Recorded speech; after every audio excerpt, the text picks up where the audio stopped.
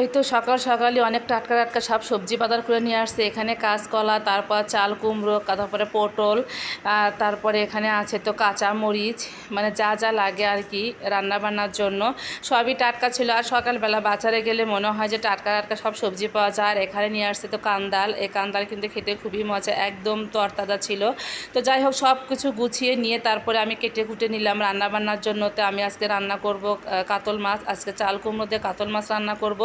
এভাবে খেতে ইচ্ছে করছে। আর এখানে আলু, তারপর পটল, আর নিয়ে নিয়েছি কাঁঠালের আঁটি, কুচি করে কেটে পেঁয়াজ দিয়ে ভাজি করবো। আর এরকম করে ভাজি করে খেলে কিন্তু খুবই ভালো লাগে। আর এখানে কেটে নিয়েছি এই তো কলমির শাক, খুবই টাটকা আর কচি ছিল। তো সকাল সকাল বাজার সব কিছুই ভালো। তো হ্যালো সবাইকে, সবাই কেমন আছো? আশা করি ভালো আছো, আমিও ভালো আছি। এখন থেকে ব্লগটা শুরু করছি।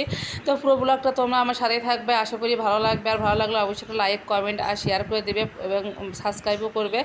তো এই তো মাছগুলো দেখো ভালো করে ধুয়ে পরিষ্কার করে নিয়ে তারপর হলুদ লবণ দিয়ে নিয়েছি। বেশ কয়েকদিন আগে এই মাছ এনেছিল, একদিন খাওয়া হয়েছে। আর এই তো মাছগুলো রেখেছিলাম।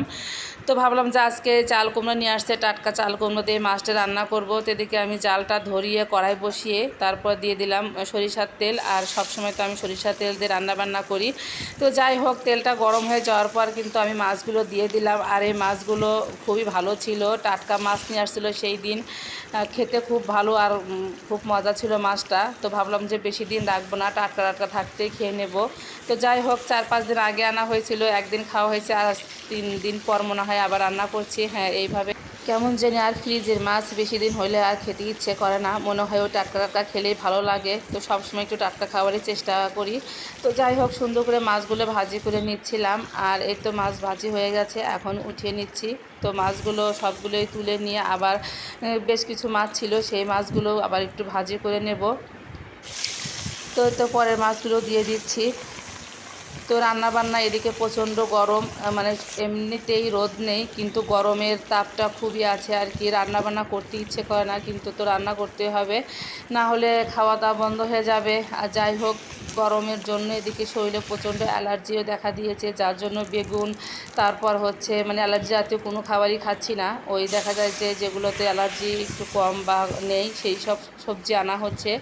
তো এই তো হচ্ছে অবস্থা। আমার কাছে মনে হয় গরমের চেয়ে শীতের কালই ভালো। শীতকালে রান্না বান্না খাবার দাবার সব কিছু করে আরাম আয়েশা পাওয়া যায় আর কি। গরম আমার কাছে মোটেই ভালো লাগে না, আর গরম আমি সহ্য করতে পারি না, এই তো হচ্ছে বড় কথা।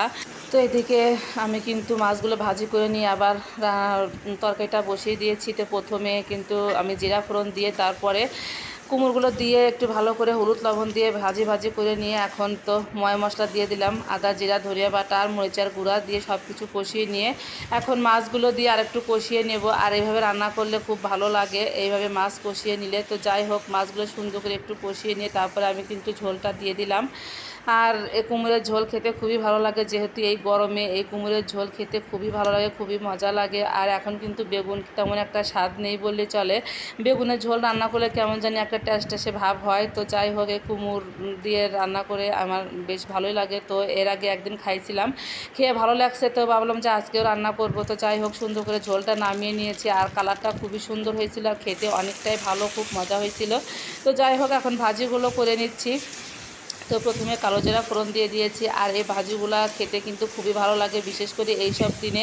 এই কাঁঠালের আঁটি, তারপর হচ্ছে পটল, আলু, আর এর মধ্যে যদি ডাটা দেওয়া যেত আর একটু ভালো লাগতো। তো যাই হোক পেঁয়াজ টেস্ট দিয়ে আমি সুন্দর করে এই ভাজিগুলো করে নিচ্ছি। আর এই ভাজি থাকলেও দেখা যায় যে ভাত খেতে একটু ভালো লাগে, যেহেতু গরমের জন্যে তেমন কিছুই খেতে ইচ্ছে করে না, ঝোল টোল কিন্তু তেমন স্বাদও লাগে না। আর ভাজি টাজি থাকলে একটু ভালো লাগে আর কি। তো যাই হোক সুন্দর করে ভাজিটা করে নিয়ে এখন আমি শাকটা ভাজি করব। আর আজকে শাক একটু অন্যরকম করে ভাজি করব। তো প্রথমে কালো জিরা আর কাঁচামরিচ দিয়ে তারপরে কিন্তু আমি শাকগুলো দিয়ে দিচ্ছি। তারপর দিয়ে দেবো আমি একটুখানি হলুদ আর লবণ দিয়ে ভালো করে নাড়াচাড়া করে নিয়ে একটুখানি আমি ঢাকনা দিয়ে দেব, যাতে একটু সুসিদ্ধ হয়ে যায়। যদিও ঢাকনার দরকার নেই, এমনিতে জল উঠে গেছে, তারপরও দিয়ে দিব। তো যাই হোক শাকগুলো সিদ্ধ হতে হতে আমি এখানে কাঁচা পেঁয়াজ নিয়েছি একটা, আর দুটো শুকনো মরিচ নিয়ে একটুখানি লবণ নিয়ে ডলে নিচ্ছি। এইটা যদি এই শাকের মধ্যে দিয়ে আর একটু ভাজা ভাজা করা যায়, এই শাকটা খেতে কিন্তু অসম্ভব মজা লাগে। আর শুধু এই শাক না, যে কোনো শাকে এইভাবে দিয়ে ভাজা করলে কিন্তু খুব ভালো লাগে। আমি কিন্তু মাঝে মাঝে রুচি পরিবর্তনের জন্য এরকম খাবার খাই। তো দেখো শাকগুলো কিন্তু অনেক সুন্দর ভাজা হয়েছে, আর সাথে পেঁয়াজ, এর মধ্যে একটু রসুন কুচিও দিয়েছিলাম। তো শাক আর ভাজি সব কিছু এই তো একটা প্লেটে সুন্দর করে গুছিয়ে নিয়েছি। তো আজকের মতো এখানেই বিদায় নিচ্ছি। ভিডিওটা ভালো লাগলে আবার বলছি লাইক কমেন্ট আর শেয়ার করবো, অবশ্যই একটা সাবস্ক্রাইব করবো। সবাই সুস্থ থেকো, ভালো থেকো।